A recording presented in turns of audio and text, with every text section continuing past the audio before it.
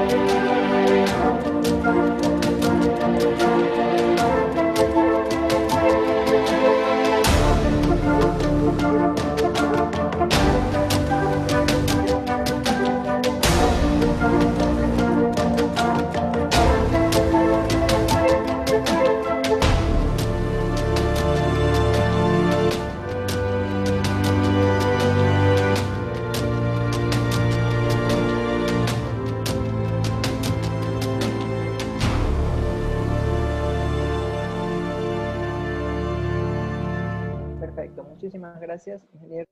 Vamos a dar paso a la siguiente y la última exposición de esta noche.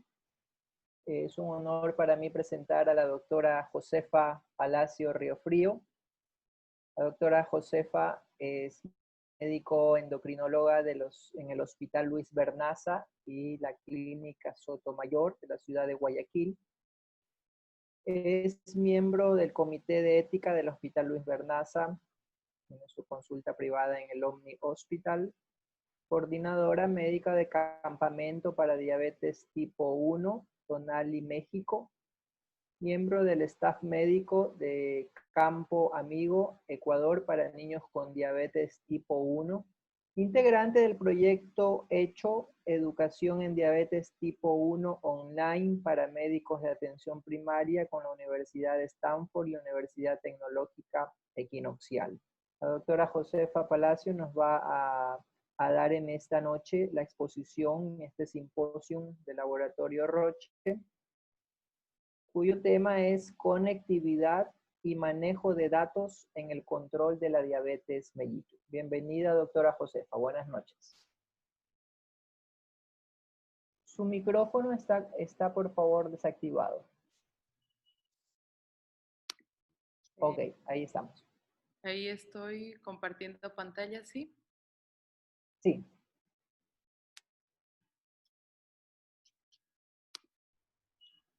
Listo. Buenas noches. Muchísimas gracias, doctor, por la presentación y por la invitación a este importante congreso. Y gracias también a la audiencia por mantenerse atentos. Se me ha pedido hablar un poco acerca de la conectividad y el manejo de datos en el control de la diabetes. Definitivamente es un tema bastante importante porque el automonitoreo de glucosa o el monitoreo continuo de glucosa es lo que nos permite poder tomar decisiones en el día a día de las personas que viven con diabetes. Entonces vamos a hablar un poquito, a tratar de tocar esta agenda en los próximos minutos y finalmente daremos el tiempo para las preguntas del auditorio. He querido partir de esta propuesta que se nos hizo hace un par de años por el ADA y el Consenso Europeo para el Estudio de la Diabetes, en la cual nos invita a pensar en los diferentes componentes del control y el manejo de la diabetes. Y por un lado, nos lleva a buscar las características del paciente, tanto las características propias de la enfermedad, las complicaciones que el paciente tiene, el tratamiento que vamos a buscar para el mejor manejo de la diabetes según las características del paciente, es decir, un manejo individualizado, hacer un plan de manejo en el que no sea un plan vertical en el que el médico da la indicación y el paciente va a la casa a cumplir con lo que se le ha recomendado, sino más bien que sea un plan en el cual haya una comunicación fluida y se lleguen a metas acordes a las características del paciente y a las posibilidades también del paciente. Y se plantea la sugerencia de que este plan sea un plan específico, un plan medible, que sea un plan alcanzable, realista y que también definamos tiempos para alcanzar las metas que estamos diseñando en este plan. Y así, este plan debe incluirse también a los programas de educación que inicialmente muy claramente nos explicó el doctor Mora la importancia de involucrar a todo el equipo de salud en el control y en el manejo de la diabetes. Entonces, es aquí donde entra en juego también el control de la glucosa o el monitoreo de la glucosa. Y es que no podemos pasar una visita sin preguntar el estado del control glucémico del paciente. ¿Qué es lo que ha pasado en estos 3 meses que el paciente regresa a la consulta? Si bien es cierto, nos vamos a fijar en la hemoglobina glicosilada, no podemos pasar por alto el conocer cómo han estado las variaciones de glucosa en casa, cómo está su glucosa de ayuno, cuando recomendamos glucosas postprandiales o estamos haciendo un perfil de glucosa, revisar y hacer un feedback de esta información para poder tomar decisiones más acertadas y que éstas tengan mejores resultados. Entonces, en este círculo de decisiones, el círculo no se cierra sin saber y hacer esta retroalimentación de cómo le está yendo al paciente, tanto en su entorno emocional como en el entorno del control glucémico, la actividad física, el sueño y todas las metas que yo busco dentro del control glucémico. Y finalmente, si yo veo que lo que estoy haciendo no me está permitiendo llegar a las metas, pues se me recomienda que yo debo replantearme el plan en conjunto con el paciente, hacer los cambios necesarios y volver a evaluar este plan. ¿Con qué objetivo? Con el objetivo de que el paciente tenga una mejor calidad de vida y sobre todo prevenir, idealmente prevenir que nunca aparezcan las complicaciones y si lamentablemente van a aparecer complicaciones que sean de manera tardía y no a etapas tempranas como lamentablemente estamos acostumbrados a ver, que considero que básicamente es por la falta también de información y recursos en nuestro medio. Entonces, este es el ciclo de decisiones centrado en el paciente y este ciclo nos habla de la importancia del control de glucosa en la toma de decisiones. Y la ADA justamente nos habla de una palabra que podríamos decir hasta cierto punto que está de moda y es el empoderamiento. El hacer que el paciente se sienta dueño de la diabetes y que permita este empoderamiento tener mejores resultados en el control. Evidentemente, guiado por un equipo médico y un soporte educativo que permita alcanzar las metas. En esta diapositiva he querido mostrar que la diabetes ha sido una de las áreas más beneficiadas por la tecnología.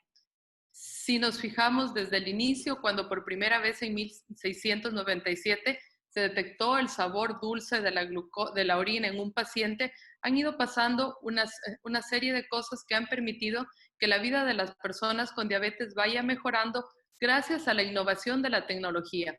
Y aquí tenemos como en 1976 se diseñaron las primeras tiras reactivas para conocer el valor de glucosa de un paciente. Sin embargo, esto tardaba algunas horas. Con el tiempo se han ido creando nuevos dispositivos. Aquí tenemos que en 1978 nace el automonitoreo. Posteriormente, en 1979, se diseña la primera bomba de insulina externa. Todo este aparato gigantesco que también se ha ido perfeccionando con la finalidad de que más usuarios la puedan cargar de manera más confortable.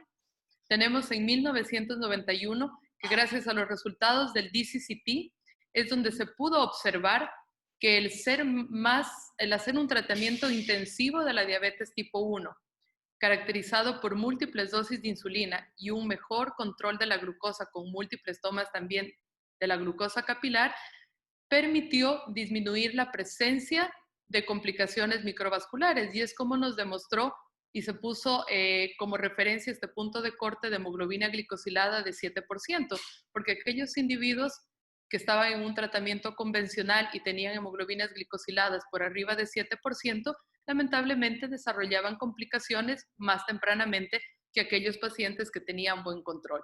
Y no olvidarnos de lo que se ha venido también conversando del efecto legado, que mientras yo mejor trato la diabetes desde el principio, mejor le va a ir a ese paciente a largo plazo, sea esta diabetes tipo 1 o diabetes tipo 2. Desde el principio tengo que volcar todos los esfuerzos para que el paciente tenga un excelente control de su diabetes. Posteriormente se diseñaron bombas de insulina un poco más cómodas. Luego tenemos en 1986 cómo la determinación de hemoglobina glicosilada entra como un nuevo parámetro o meta de control. Luego, a fin de facilitar la vida de las personas con diabetes y la aplicación de insulina, se diseñan en 1981 las primeras plumas de insulina para que esto sea más fácil para el paciente y disminuir el riesgo de errores en la aplicación de la insulina. En 1999, la primera bomba de insulina con un sensor de forma conjunta, un sistema integrado. En el 2000 empiezan a aparecer el monitoreo continuo de glucosa, que ha venido también a revolucionar el manejo de la diabetes, y hace poco, por último, el glucagón inhalado en el 2020. Entonces, definitivamente vemos como a través de las décadas la tecnología en la diabetes ha ido dando giros bastante buenos, y pues lo que probablemente nos pasa en la consulta es que ahora los pacientes llegan con la información en su celular o directamente nos la envían al correo electrónico, una descarga de información, y que si no estamos a la par de la tecnología, probablemente no podamos beneficiar a los pacientes de la manera que ellos lo necesitan. Entonces, tomando en consideración todo esto, el ADA nos propone las metas de control glucémico para la mayoría de personas con diabetes tipo 2. ¿Y cuáles son las recomendaciones? Que el monitoreo de glucosa en casa nos permita saber cómo están las glucosas del paciente en su estado preprandial, siendo la recomendación que se alcancen valores entre 80 y 120 con un máximo de 130.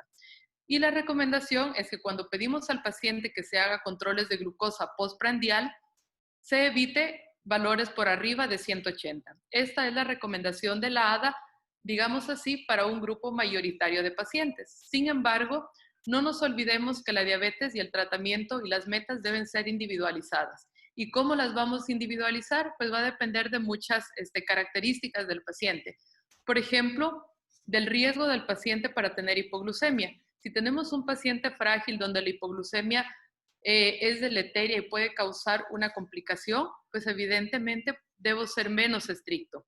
Dependerá también de la cronicidad de la diabetes, qué tan larga es la duración de la diabetes, de la expectativa de vida del paciente que estoy tratando, de las comorbilidades que tiene el paciente, si el paciente tiene o no complicaciones vasculares, cuáles son las preferencias del paciente en el manejo de su diabetes, y también importantísimo, sobre todo a nuestro nivel, que no todos los pacientes cuentan con un seguro de gastos médicos, cuál es el soporte económico o social que tiene el paciente para cubrir con todos los gastos de una terapia.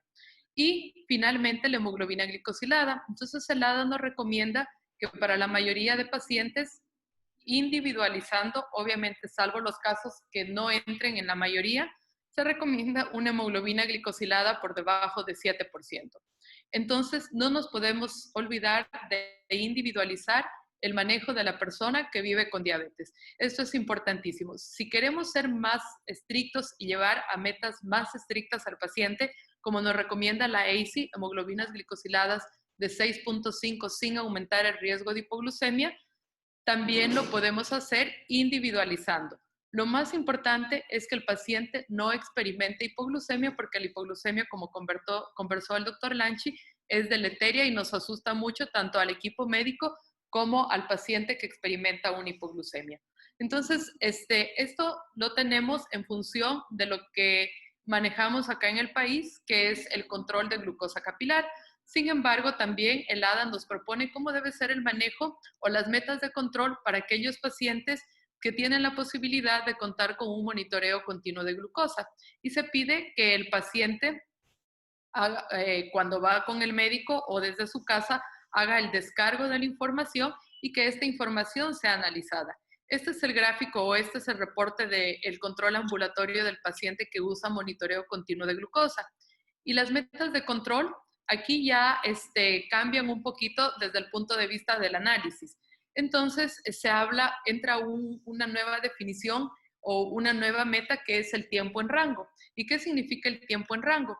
Es el tiempo, es el porcentaje del tiempo en horas que el paciente se encuentra con la glucosa entre valores de 70 y 180. Entonces, el tiempo en rango se recomienda que sea por arriba del 70%. Es decir, que el 70% del tiempo que el paciente usa el sensor, su glucosa sea entre 70 y 180.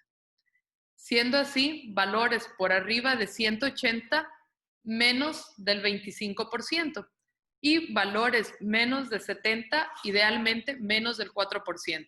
Y como nos comentaba igualmente el doctor Lanchi, valores más peligrosos de glucosa por debajo de 54, pues se busca que sean menores al 1%. Y es así como se van a presentar los gráficos. Tanto el tiempo en rango en esta escala de colores y acá definido en horas y porcentajes.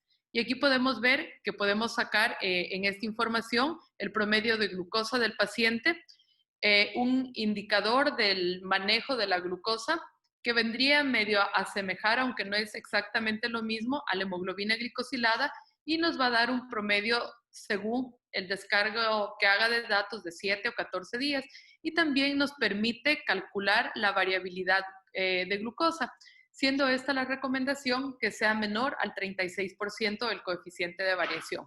Entonces, podemos nosotros hacer uso del monitor continuo de glucosa con estos parámetros y de los controles de glucosa capilar.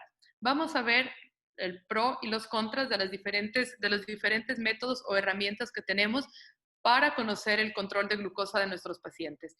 Y por un lado tenemos la hemoglobina glicosilada A1C. Como nosotros sabemos, esta es una de las metas de control que perseguimos en la consulta y que le evaluamos generalmente cada 3 meses. ¿Cuáles son las ventajas de la hemoglobina glicosilada? Es que en la mayoría de lugares es accesible, es fácil su medición, sí se recomienda que debe ser por el método estandarizado, entonces sí debe ser en un laboratorio que cuente con la estandarización. Una de las ventajas es que el costo es relativamente asequible para la mayoría de pacientes. Otra de las ventajas, y que lo conversábamos, que esto se definió con el DCCT, es que sí se asocia también a la predicción de complicaciones vasculares y también, de alguna manera, nos permite tomar decisiones, porque si el paciente llega con una hemoglobina glicosilada muy alta, pues evidentemente sabemos que debemos intensificar el tratamiento. ¿Cuáles son las desventajas de la hemoglobina glicosilada? Tiene algunas limitaciones con las que nos podemos encontrar. Y es que, como decía, si bien una ventaja es que nos permite estar bien o mal controlado, es un aproximado lo que estamos viendo y no estamos viendo qué es lo que pasa. Es decir, sabemos que está en 8, pero no sabemos si es que amanece con la glucosa alta o si está la glucosa alta en los estados postprandiales o definitivamente está alto pre y postprandial. Entonces, esto no nos permite ver la hemoglobina glicosilada y es ahí donde entra la importancia del medir la glucosa capilar en casa. Otra de las limitaciones es que no nos permite tampoco ver cómo es la variabilidad glucémica de este paciente.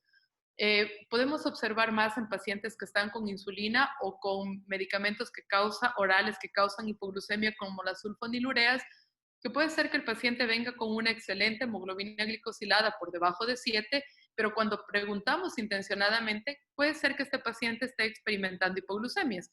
Entonces, la hemoglobina glicosilada no me va a permitir saber si es buena porque el paciente está en los rangos objetivos la mayor parte del tiempo o es porque está teniendo muchas hipoglucemias y posteriormente hiperglucemias y finalmente el promedio no va a ser tan malo o va a ser bueno. Esta es otra de las limitaciones y bueno, Existen también condiciones propias del paciente que pueden hacer la hemoglobina glicosilada no valorable y que es importante que las conozcamos. Y estas son sobre todo la enfermedad renal crónica si está cursando con anemia, problemas también de la hemoglobina, recientes transfusiones de sangre, hemoglobinopatías y también en el embarazo tampoco va a ser fiable. Entonces, si yo tengo un hematocrito por debajo de 30 o una hemoglobina por debajo de 11, probablemente esta hemoglobina glicosilada no va a ser confiable en el momento en que yo haga el análisis de esta. Entonces, tenemos los auxiliares para la toma de decisiones, que SMBG hace referencia al control capilar de glucosa sanguínea. Y entonces aquí tenemos cuáles son las ventajas y desventajas. Dentro de las ventajas de es que sabemos que nos permite tomar decisiones en el día a día del paciente e ir ajustando el tratamiento. Estamos muy familiarizados con el método, cada vez hay nuevos dispositivos que hacen más fácil la vida del paciente. Son aparatos precisos y el costo es relativamente bajo, aunque lamentablemente pues en el medio igual el costo sigue siendo una limitante en el momento en que uno quiere recomendar más controles al paciente con diabetes. Dentro de las limitaciones de esto es que algunos pacientes sí tienen dificultades visuales que no pueden realizarlo esto de manera personal, necesitan ayuda de alguna otra persona, o existen también pacientes que no se adhieren al automonitoreo de glucosa por cuestiones sociales y también por el dolor que les ocasiona el pinchazo. Quizás estas son barreras, más que limitaciones, quizás son barreras que las podríamos vencer con un programa de educación, pero es lo que está descrito. En cuanto al monitoreo continuo de glucosa, son dispositivos como el que vemos en la gráfica. Se lo conoce, es un dispositivo que permite ver el cambio de glucosa de forma continua. Entonces, ¿cuáles son las ventajas de esto? Es que nos permite tener una visión clara y continua en tiempo real de lo que está pasando con la glucosa del paciente. De manera adicional, y lo que nos gusta de este tipo de sistemas, que no es una forma estática de ver el comportamiento de la glucosa, sino que nos permite también valorar las tendencias. Y viene con ciertas alarmas que si la glucosa está subiendo, van a alertar al paciente, y lo mismo si la glucosa está descendiendo rápidamente. Entonces, una de las ventajas importantes es la presencia de las alarmas y también la conexión IP. ¿Y qué permite esto de la conexión IP? Es que tanto el paciente como miembros de su familia, cuidadores o incluso el médico puedan tener acceso, digamos así que en vida real o en tiempo real, para ver la información que va arrojando el monitoreo continuo. ¿Cuáles son las limitaciones? Si creemos que el costo de las tirillas es alto, pues probablemente sea un poquito más alto y limite que sea prescrito y que sea accesible para todos. La necesidad, algunos necesitan calibración, los de última generación ya no lo necesitan, y esto que antes se consideraba una limitante cuando recién salió este artículo, pues yo creo que ya se superó también esta barrera, y es la dificultad de la interpretación de los datos. Ahora el ADA ya nos da las directrices, entonces podemos analizar con mucha más facilidad los datos. Y aquí tenemos otro dispositivo que probablemente algunos de ustedes han tenido la oportunidad de ver, y es el monitoreo continuo de glucosa free o freestyle, que se considera que quizá no es en tiempo real, porque para saber el valor de glucosa el paciente necesita hacer un escaneo por el sensor, y de esta manera se va a visualizar, como vemos en la gráfica, el valor de glucosa y la tendencia de esta. Una de las ventajas de es que no necesita calibración, es relativamente confortable, tiene una vida media de 14 días, y una de las limitantes es que específicamente no tiene alarmas y tampoco conexión IP. Esta era la versión anterior, sin embargo, acaban de lanzar la nueva versión en la cual estas limitaciones han sido superadas. Entonces, estas son las diferentes formas de cómo nosotros podemos hacer que el paciente se adhiera un poco más a la terapia y poder tener datos que nos permitan poder hacer los ajustes necesarios en el tratamiento y sobre todo también quizá cuando les hablamos mucho a los pacientes de innovación y tecnología, quizá esto también puede lograr una mayor adherencia en los pacientes. Entonces, ¿por qué es importante que el paciente se mida la glucosa? Y bueno, esta es una diapositiva que va específicamente encaminada a personas con diabetes tipo 1 y es que definitivamente aquí podemos ver cómo el número de controles capilares de glucosa que se hace el paciente va estrechamente de la mano relacionada con el grado de control glucémico que tiene este paciente. Y es por esto que vemos que en individuos con diabetes tipo 1, tanto población pediátrica menor de 18 años en la línea naranja o mayores de 18 años en la línea verde, aquellos pacientes que se realizan menos de 3 controles al día de glucosa, sus hemoglobinas glicosiladas están muy fuera del rango 10% y 9.1. Cuando el paciente aumenta la frecuencia de monitoreo de control capilar de glucosa y se mide de 4 a 6 veces, cae más de un punto porcentual de hemoglobina glicosilada, tanto en niños como en adultos. Y así, conforme se va incrementando, y vemos que entre 6 y 9 controles al día, los pacientes se acercan mucho a la meta de control de hemoglobina glicosilada con un valor de 7.5 en adultos y 8.3 en niños. Quizá en estas situaciones no sea el hacer más controles lo que nos da mayor beneficio, sino pulir ciertos detalles como alimentación, ejercicio y ajuste de dosis. Entonces, la recomendación que hace el ISPAT y también el ADA es que personas con diabetes tipo 1 que realizan controles capilares de glucosa no pueden tener un adecuado control de la glucosa si no se hacen en promedio de 6 a 9 controles por día.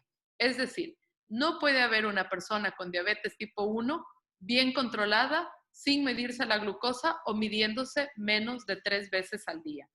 Y aquellos que se miden más de 10 veces al día mejoran un poco más su control glucémico, pero no hay una diferencia significativa con aquellos que se miden de 6 a 9. Entonces, por esto la recomendación de que el número de controles para personas con diabetes tipo 1 debe ser de 6 a 9 controles por día.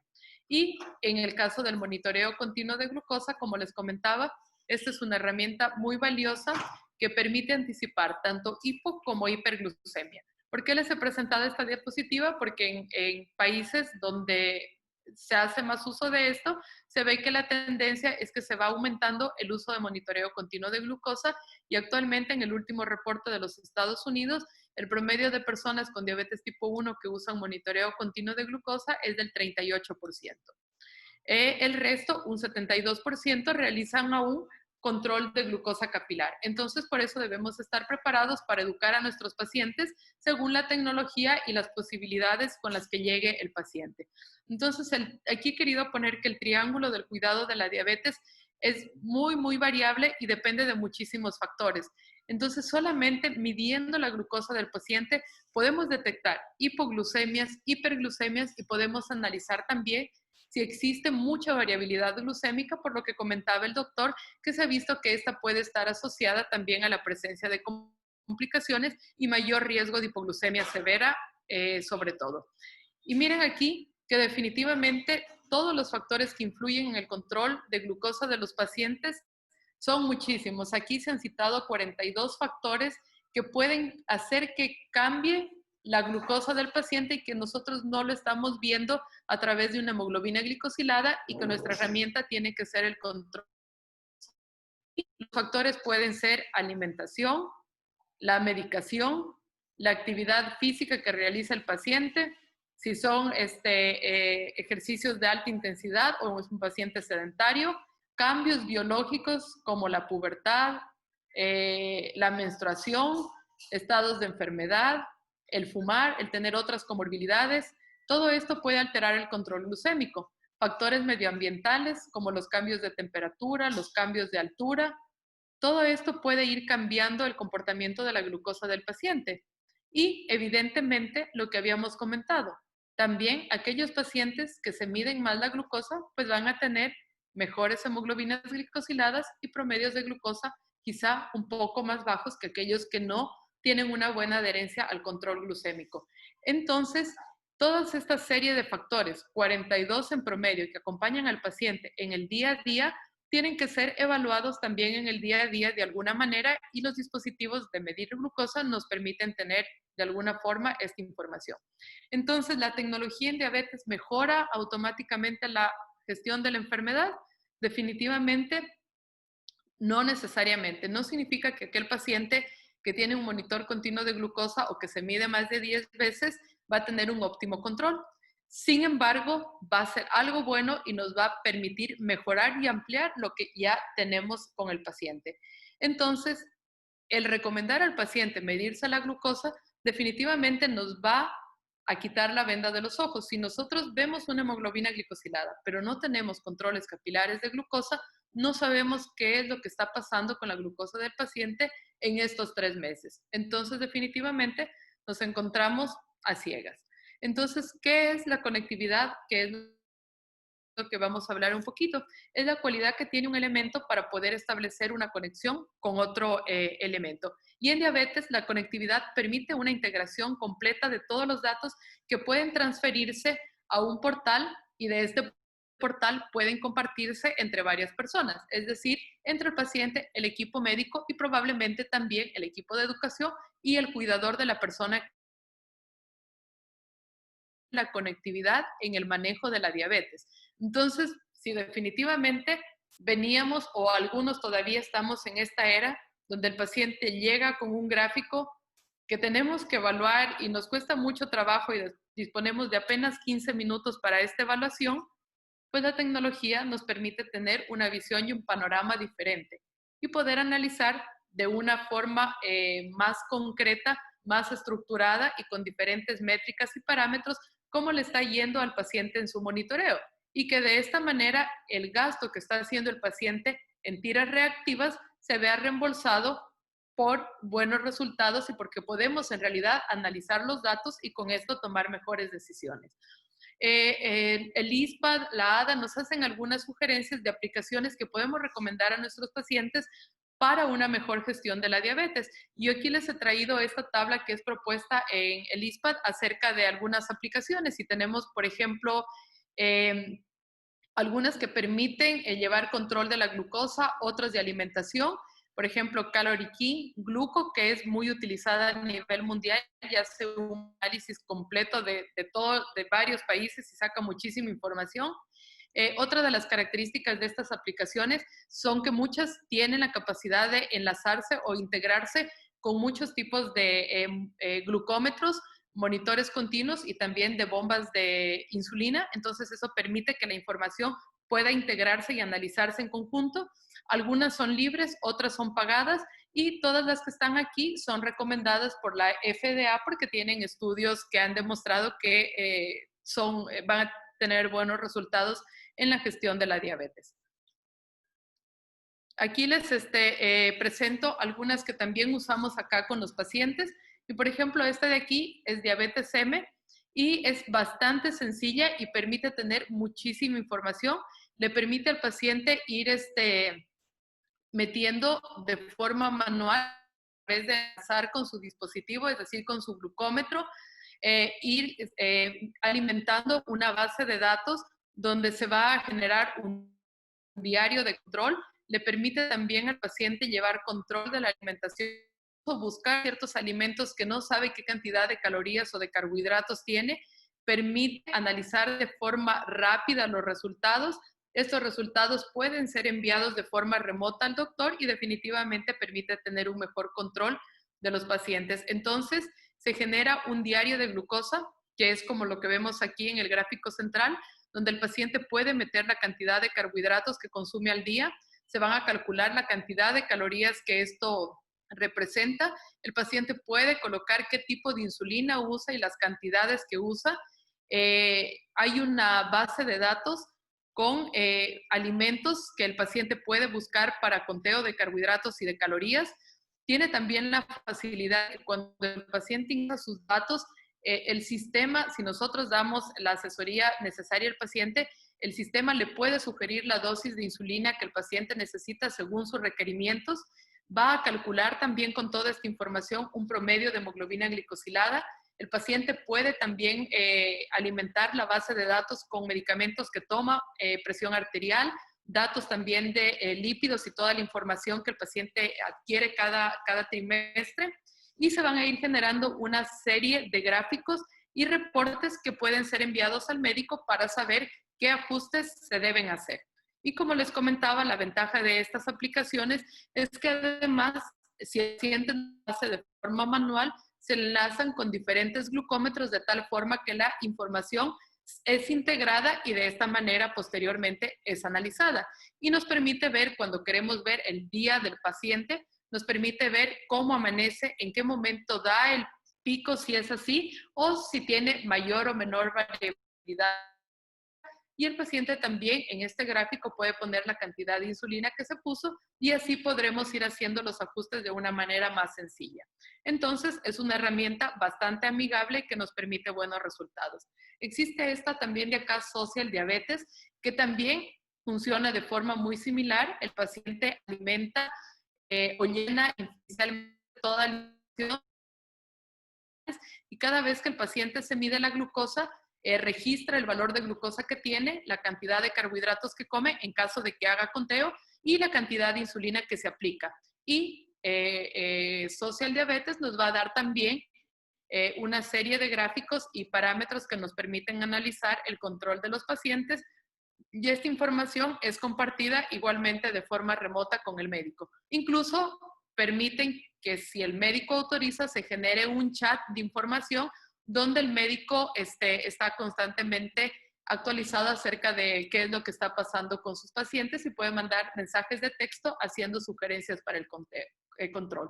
Por otro lado, tenemos también... ¿Sí? Por favor. ¿Cuánto? 3 minutos. Ya, tenemos también MySugar, que es otra aplicación que nos permite registrar, permite enlazar ciertos glucómetros, en este caso el Instant, a través de la aplicación MySugar y también los otros dispositivos, y que se generen igualmente los gráficos y el informe. ¿Cuáles son las ventajas de esto? Es que el permitir este enlace y que las aplicaciones nos permitan mejorar el control de la diabetes ha demostrado que sí logra disminuir el riesgo de hipoglucemia severa y los riesgos de hipoglucemia del paciente. Este es un estudio que buscaba si los pacientes con diabetes tipo 2 se benefician, si estos pacientes, si no usan insulina, se benefician de medir la glucosa tantas veces. Y definitivamente se vio que no hubo una diferencia significativa en el control glucémico de los pacientes. Sí vemos que mejora el control de glucosa, pero no de una manera significativa. Sin embargo, me lo voy a saltar por cuestión de tiempo, sin embargo, podemos ver que cuando se analiza la capacidad de enlazarse el glucómetro con un celular, sí se ha visto que mejora la hemoglobina glicosilada de los pacientes.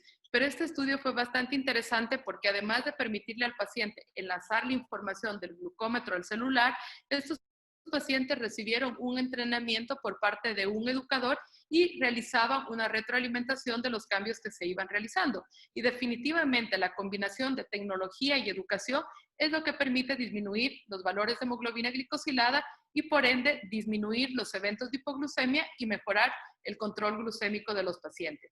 Tenemos acá otro dispositivo que igualmente ha sido diseñado con la finalidad de facilitar la vida del paciente a través de lo que veíamos, una fácil lectura, fácil retiro de las tiras, que no se caigan cuando el paciente las retira, y fue evaluado en 3 fases. Una inicial donde se educaba al paciente, se le enseñaba cómo funciona, luego educarlo acerca de los tiempos en rangos, cómo evaluar la información, cómo hacer todo esto para tener mejores resultados, y definitivamente el diseñar dispositivos más amigables y sencillos para pacientes que incluso tienen ciertas limitaciones visuales, y enlazarlos y unirlos con la tecnología definitivamente logra una mejor adherencia en el monitoreo de la glucosa capilar. Entonces, como para terminar, ¿cuáles son los mensajes claves? Que definitivamente el autoanálisis o el automonitoreo de glucosa sin el complemento de la educación diabetológica no tiene ninguna utilidad. Si nosotros no educamos a los pacientes sobre la importancia de medirse la glucosa y de analizar los datos, para lo único que va a servir el control de glucosa es para tratar y evitar una hipoglucemia. Los pacientes no tratados con insulina que estén bien controlados, esto es importante. Quizá no se les recomienda de forma sistemática, pero recordemos que lamentablemente solamente el 30% de los pacientes están en metas de control. Entonces, ese 70% restante probablemente también se beneficia de saber cómo se está comportando su glucosa para poder hacer los ajustes. Y definitivamente en personas que usan insulina o fármacos hipoglucemiantes, esto sí se recomienda de forma sistemática para detectar, evitar hipoglucemias y mejorar el control. Entonces, ¿cuál es la recomendación general? Si el paciente está solamente con dieta, ejercicio y fármacos que no causan hipoglucemia, ojo, y con buen control glucémico, se lo puede recomendar de forma esporádica. Si el paciente no está en metas de control glucémico, pues sí necesitamos hacer perfiles semanales para intensificar el tratamiento. Si el paciente usa fármacos que causan hipoglucemia y está bien controlado, puede hacer un perfil por semana o en casos de datos de hipoglucemia. Si está descontrolado, tengo que hacer más perfiles por semana. Si el paciente usa una insulina basal, se recomienda que haga glucosas de ayuno en promedio 3 veces por semana, y si el paciente está con un control inestable, de 2 a 3 veces por día. Si el paciente está en un esquema intensivo, necesita hacerse más controles, en promedio de 3 a 4 por día. Como comentábamos, los pacientes con diabetes tipo 1 con o sin bomba de insulina deben realizarse de 4 a 10 controles al día. Y si tenemos pacientes que realizan actividades de mayor riesgo, como manejo de maquinaria, pilotos, deportistas de alto rendimiento, pues debería hacer más controles y evidentemente antes y después de la actividad física. El paciente que está con glucocorticoides necesita también una mayor frecuencia de control glucémico, y en caso de hipoglucemia, todo paciente con síntomas, antes de tratar la hipoglucemia, debe medirse la glucosa. Entonces, el medir la glucosa capilar en casa, ya sea con un glucómetro o con monitoreo continuo de glucosa, definitivamente nos permite tener una visión clara de qué es lo que está pasando y poder hacer los ajustes.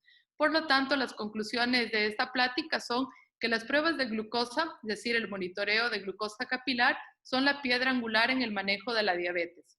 Aunque se requiera en diabetes tipo 1 una cantidad de pruebas diarias para cambios seguros y efectivos en la terapia, sí se pueden lograr con pacientes que estemos logrando una mayor educación e innovación, y de esta manera podemos lograr mayor adherencia y mejores resultados. En nuestro país, el monitoreo de glucosa capilar es el gold estándar para saber cómo está la glucosa, por 2 razones sencillas. Una, porque los costos permiten que esto sea factible en nuestro medio, y porque también es la única herramienta que tenemos disponible en el país. El evitar inconvenientes del monitoreo continuo haciendo uso de la tecnología, de las aplicaciones, de nuevos dispositivos, ayudará a que el paciente pueda adherirse mejor a la terapia, y así quizá podamos reducir el riesgo de complicaciones y mejorar la calidad de vida de los pacientes que viven con diabetes. Y finalmente, creo que esta diapositiva resume toda la charla, y es que la educación no es parte del tratamiento de las personas con diabetes, sino más bien la educación es el tratamiento de las personas que viven con diabetes, tanto diabetes tipo 1 como diabetes tipo 2. Y esto lo dijo Josli, que es uno de los pioneros en educación en diabetes. Muchísimas gracias. Muchísimas gracias, doctora Josefa. Excelente explicación, creo que es súper claro. Tenemos algunas preguntas que quisiéramos plantearle, preguntas planteadas por los asistentes. La primera pregunta dice si existe alguna diferencia crucial para escoger entre un dispositivo de monitoreo continuo y el dispositivo Freestyle. ¿Cuál escoger y en qué situación? Bueno, los dos son dispositivos que están aprobados por la FDA, los dos, y también por la Asociación Europea de Diabetes. Los dos son igual de confiables y seguros. Aquí sí, yo creo que pesa mucho el costo. Una acotación, en caso del Freestyle, este dispositivo, el que hasta hace poco era el único, lo que tenía quizá en contra, que lo conversamos, es que no dispone de alarmas, mientras que el monitoreo continuo de glucosa tipo Dexcom, sí dispone de alarmas. Entonces sí es un dato que puede ser relevante, sobre todo en el caso de niños pequeños o de personas también frágiles, donde la hipoglucemia o la hipoglucemia severa puede ser inadvertida. Entonces, que el dispositivo tenga alarmas que me avisen si está bajando o subiendo la glucosa, sí puede hacer la diferencia.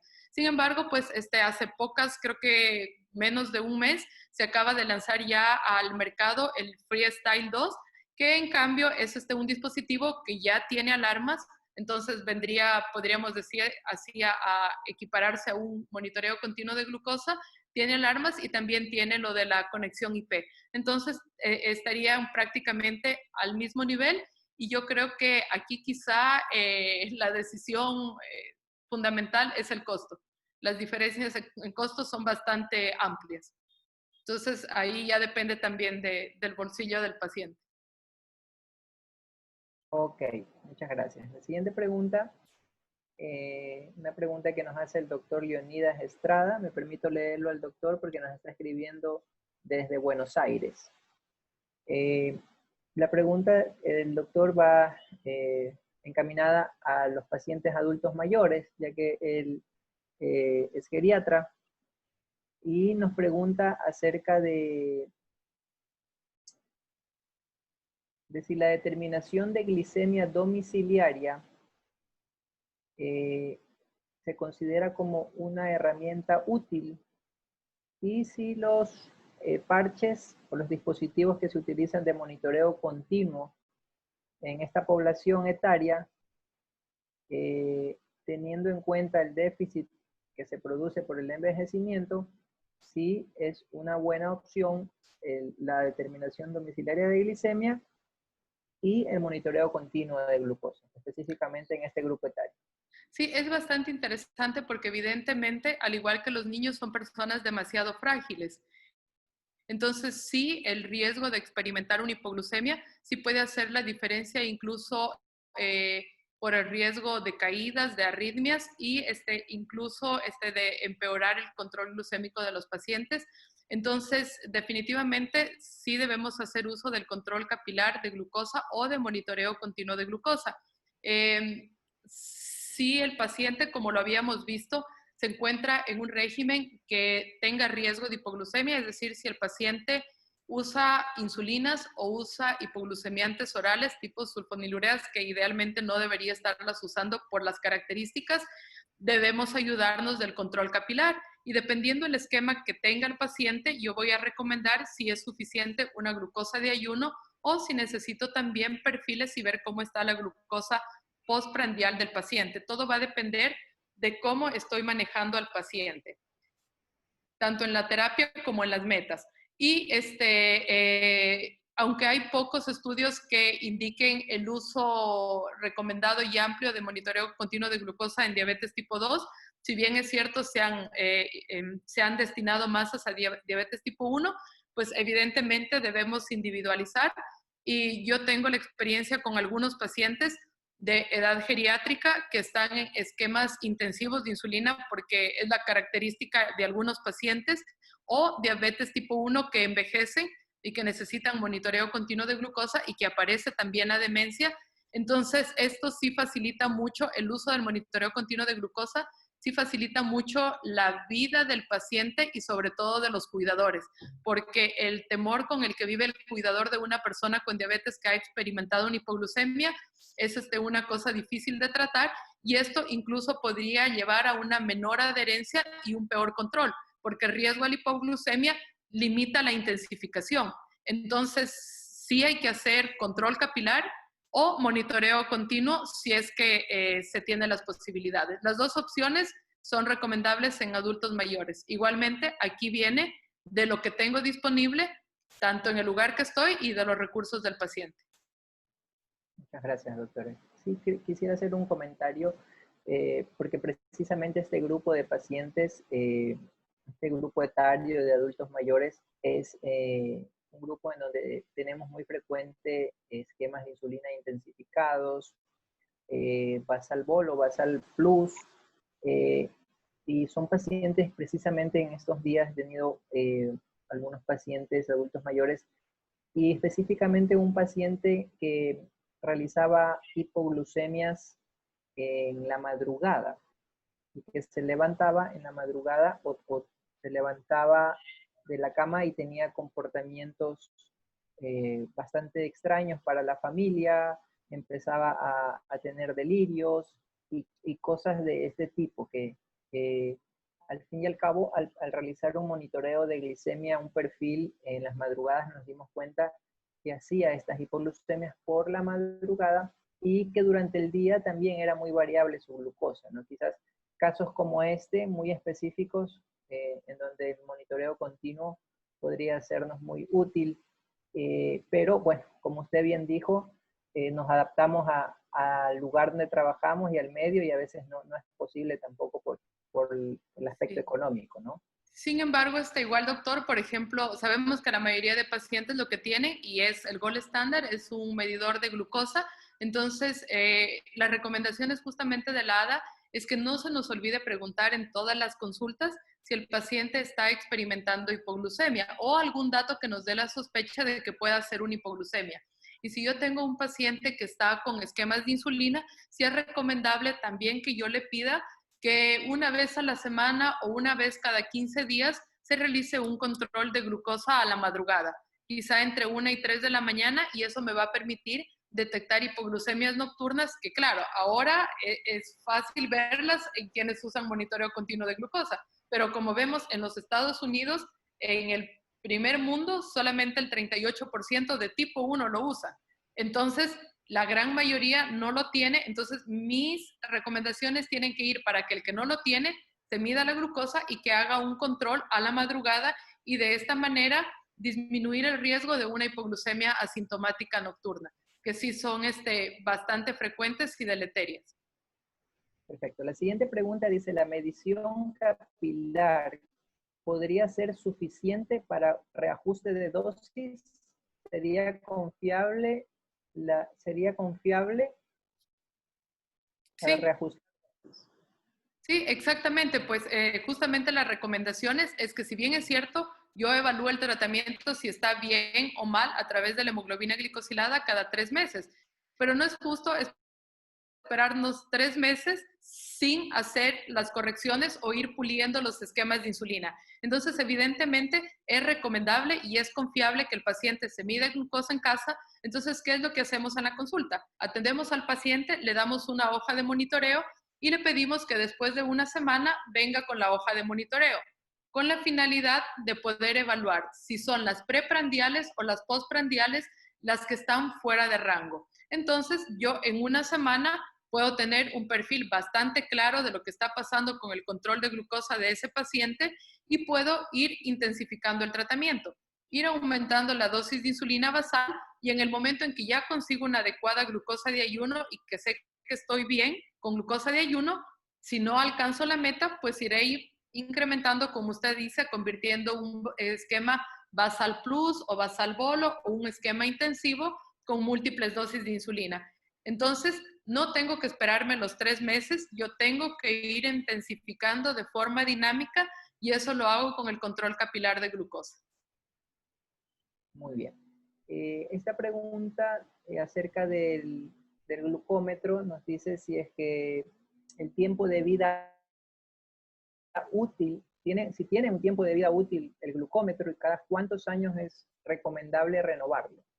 Bueno, en realidad la vida útil va a ser ya hasta, no sé exactamente en años cuánto dure, pero generalmente cuando se dañan ocurre después quizá de unos 4 o 5 años.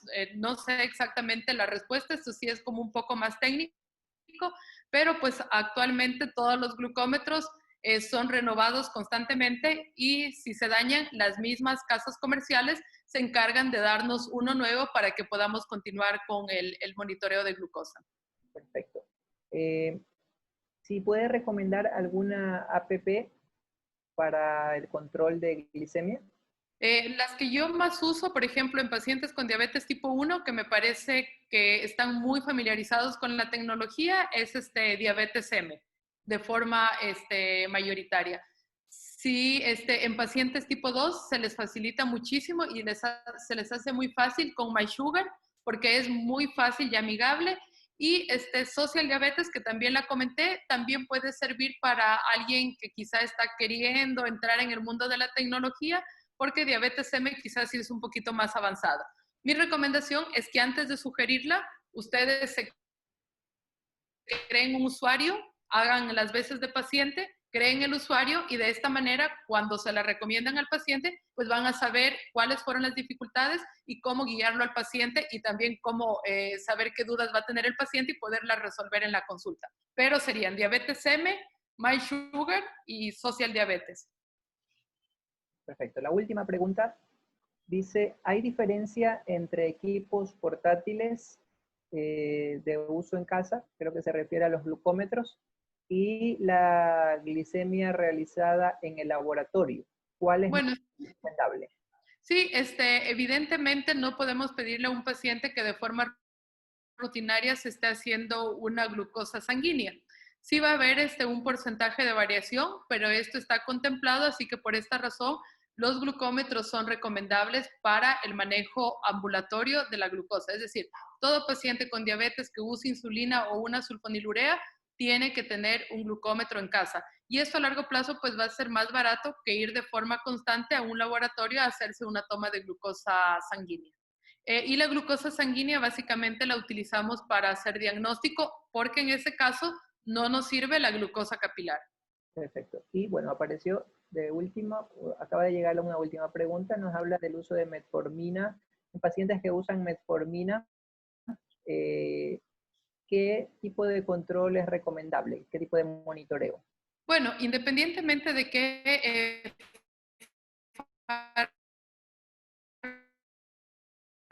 usa el paciente o no controlado. Si yo tengo un paciente que está con metformina y su control glucémico es óptimo, una hemoglobina glicosilada por debajo de 6.5, probablemente no le voy a recomendar que se haga de forma rutinaria el control de glucosa y le podría decir que de forma ocasional se mida la glucosa para asegurarnos que está teniendo una adecuada glucosa de ayuno. Si el paciente cambia de tratamiento y se agrega, por decir, en la mayoría de casos, ¿qué es lo que pasa? Y se agrega una sulfonilurea, pues evidentemente necesito mayor cantidad de controles. Y aquí la diferencia más importante es, no necesite tanto, pero si mi paciente no está controlado, la única forma de saber en qué momento qué momento es el que no se están logrando las metas y cómo voy a intensificar, es a través del control de glucosa capilar. Entonces, en esos casos, sí nos sirve porque incluso para que el paciente tenga una retroalimentación y se fije cuáles son los factores que influyen en esa glucosa. Hay pacientes que dicen, cuando como tal alimento me sube la glucosa. Entonces, fácilmente el paciente asocia que influye de mejor o peor forma en el control glucémico. Entonces, depende básicamente de cómo está controlado el paciente para recomendar el número de controles. Ok, perfecto. Muchas gracias. Disculpe, doctora, que abuse de su tiempo. Ahí llegó una última pregunta. Creo que es importante responderlas porque vemos que todos los participantes están bastante interesados. Excelente. Dice, ¿desde qué nivel de hemoglobina glicosilada se debe hacer control constante, o sea, automonitoreo constante? Y si se debe dar insulina. ¿Desde qué nivel de hemoglobina glicosilada el automonitoreo debe ser ya intensivo? Es lo que entiendo de la pregunta. Bueno, si el paciente, recordemos que la meta que nos propone el ADA de hemoglobina glicosilada es por arriba de 7. Entonces, podríamos decir que el paciente que está por arriba de 7 de hemoglobina glicosilada no está alcanzando, digamos, en la gran mayoría de los pacientes. Dejemos al lado las individualizaciones. Entonces, en este grupo de pacientes, si está fuera de control glucémico, yo tengo que empezar por la determinación de glucosa de ayuno. Y lo primero que debo ajustar es la glucosa de ayuno. Una vez que yo ya tengo una adecuada glucosa de ayuno, vuelvo a evaluar la hemoglobina glicosilada. Si veo que mi hemoglobina glicosilada sigue fuera de la meta, pese a tener una buena glucosa de ayuno, viene el momento en que yo debo hacer también los controles postprandiales para ver en dónde está haciendo el paciente las excursiones hiperglucémicas, ver si el paciente necesita intensificar la terapia, ya sea con otro medicamento inyectable o otro oral, o agregar otra insulina en el desayuno, en el almuerzo o en la cena. Entonces, por arriba de 7, yo debo aumentar el número de controles del paciente y cuando ya logro buena glucosa de ayuno, debo empezar a ver qué pasa con los picos postprandiales. Listo. Muchísimas gracias, doctora Josefa, por su intervención. Ha sido muy interesante, creo que ha habido muchas preguntas y eso nos dice que el tema estuvo bastante interesante y creo que aportó muchísimo. Muchas gracias y muy buenas. Gracias. Esta es entonces la última exposición del día de hoy. El día de mañana, pues continuamos con nuestro congreso, el segundo día. Vamos a tener como tema general diabetes y enfermedad cardiovascular. Así que un tema bastante interesante. Los invitamos entonces para el día de mañana, a partir de las 7 de la noche, nuestro congreso. Nos vamos a despedir y creo que se va a colocar nuevamente un video de 1 minuto más o menos de duración y luego de eso pues a todos los asistentes por estar conectados, que tengan una buena noche y nos vemos el día de mañana.